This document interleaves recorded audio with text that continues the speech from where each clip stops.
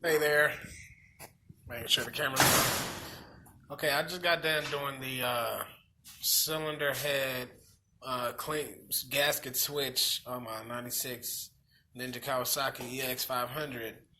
And when I put everything back together, changed the gasket and changed the water pump cover and all that stuff, I got a strange noise when it's trying to start. It sounds like it want to start, but it's a scraping noise that like stops it from trying to turn all the way over fully, I guess. I don't know for sure. I know it isn't my starter, but if you guys can tell what this sound is right now, turn the bike on. Maybe you guys can give me some good answers of why it's not working right.